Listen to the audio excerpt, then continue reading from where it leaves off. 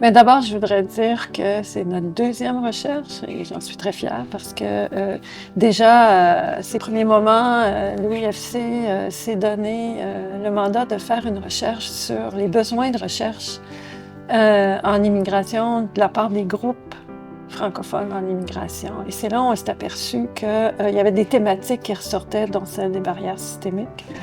En plus de l'importance de rendre la recherche accessible. Donc, cette première recherche a beaucoup contribué à développer les priorités de recherche, le mandat de l'OIFC. Et là arrive donc la recherche sur les barrières systémiques, parce qu'on s'est aperçu que quand on parle du continuum des services en immigration francophone, la question, on parle de l'attrait, de l'attractivité des milieux francophones, le départ du pays souche, mais on ne parle pas des pratiques de recrutement. Et une des hypothèses de notre travail, c'était que déjà dans les pratiques de recrutement, il y a un travail à faire pour savoir si ce sont des pratiques qui n'ont pas justement des barrières qui fait qu'on ne peut pas recruter dans certains secteurs par rapport à d'autres. On sait qu'en francophonie canadienne, il y a des besoins importants dans la petite enfance, les professions de la santé, les professions de l'enseignement.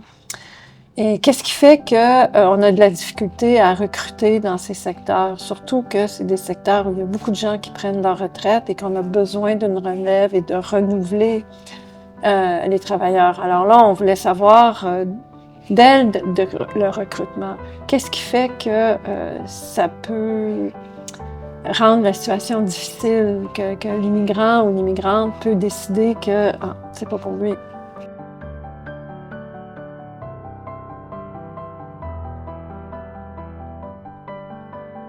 Jusqu'à présent, on peut voir qu'il y a un champ du recrutement. Alors nous, nos études ont beaucoup porté sur les pratiques d'IRCC, mais IRCC travaille avec toutes sortes de groupes, des employeurs, des entreprises, etc. Donc là, on voit bien qu'il y a tout un champ en matière de recrutement et qu'il faut davantage explorer ce champ.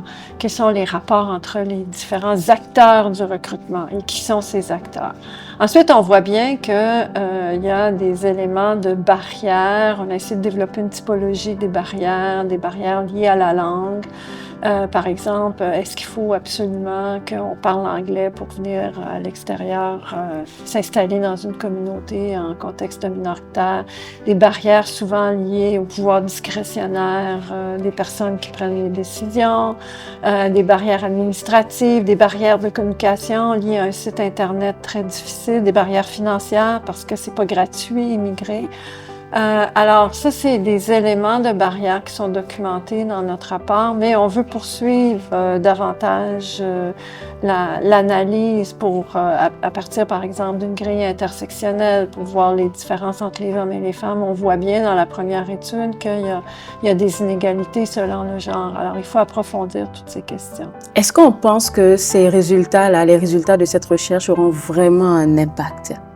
C'est-à-dire, il y a différentes façons. C'est-à-dire, on espère que c'est une étude qui va être lue. Donc, premier impact, c'est la diffusion que ça peut avoir. Les lectrices qui vont se saisir ou qui se saisissent déjà de nos travaux à l'Observatoire. Donc, déjà là, on peut mesurer un certain type d'impact.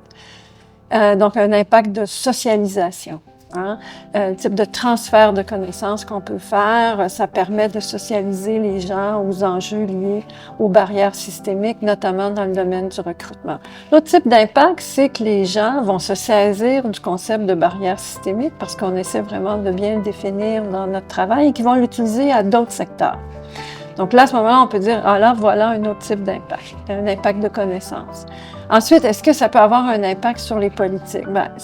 C'est clair que nos données ne peuvent pas laisser indifférents. C'est-à-dire, si on est capable de démontrer par une étude statistique, entre autres, de l'analyse qualitative, qu'il y a des barrières, nous, on est en lien aussi avec IRCC, avec Immigration Canada, et c'est des bons partenaires parce que il y a une écoute de leur côté, il y a une volonté aussi de mieux comprendre les pratiques et comment les améliorer.